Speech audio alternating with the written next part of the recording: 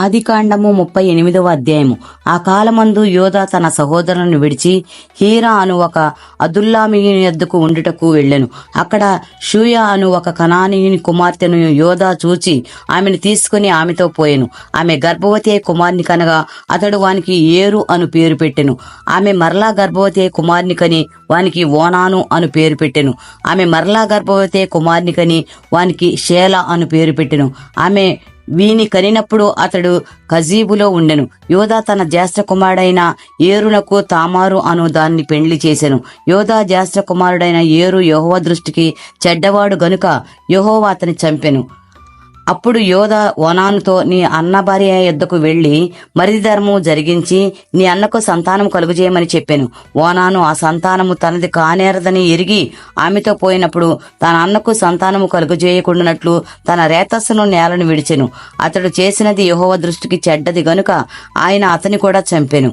అప్పుడు యోధా ఇతడు కూడా ఇతని అన్నల వలె చనిపోవునేమో అనుకుని నా కుమారుడైన శాలా పెద్దవాడగు వరకు నీ తండ్రి ఇంట విధవరాలుగా ఉండునని తన కోడలైన తామారుతో చెప్పెను. కాబట్టి తామారు వెళ్లి తన తండ్రి ఇంట నివసించెను.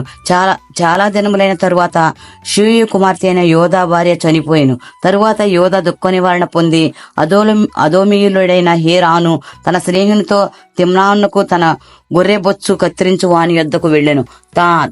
దాని మామ తన గొర్రెల బొచ్చు కత్తిరించుటకు తిమ్నాతునకు వెళ్ళుచున్నాడని తామారునకు తెలుపబడెను.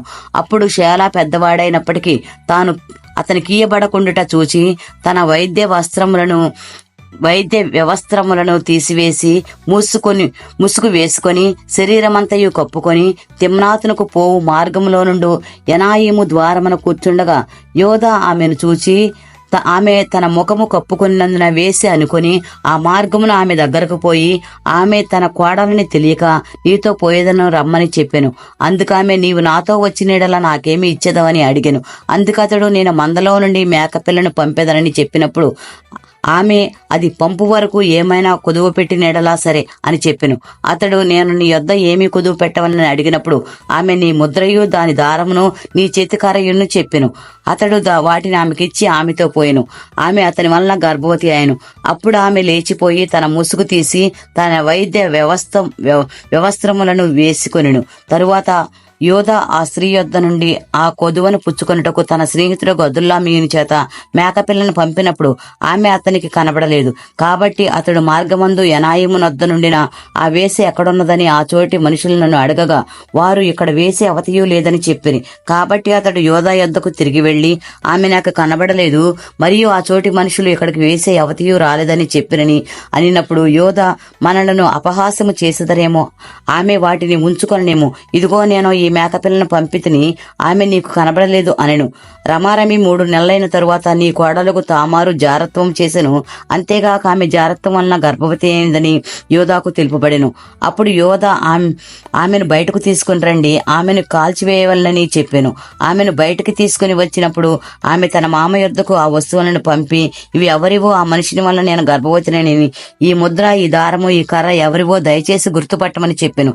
యోధా వాటిని గుర్తుపట్టి, నేను నా కుమారుడైన శాలాను ఆమెకు ఇయ్యలేదు గనుక ఆమె నాకంటే నీతిమంతురాలని చెప్పి మరి ఎప్పుడునూ ఆమెను కూడలేదు. ఆమె ప్రసవ కాలమందు కవలవారు ఆమె గర్భమందుండిరి. ఆమె ప్రసవించుచున్నప్పుడు ఒకడు తన చెయ్యి బయటకు చాచెని గనుక మంత్రసాని ఎర్రనూలు తీసి వాని చేతి కట్టి ఇతడు మొదట బయటకు వచ్చానని చెప్పాను.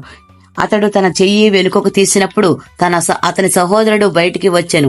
అప్పుడు ఆమె నీవేళ ఛేదించుకుని వచ్చితివనెను. అందుచేత అతనికి పెరెస్సు అని పేరు పెట్టబడెను. తరువాత తన చేతిని తొగరుగల అతని సహోదరుడు బయటికి వచ్చాను. అతనికి జరహు అని పేరు పెట్టబడెను. దేవుడి పరిశుద్ధ వాక్యం దీవించును గాక. ఆమేన్.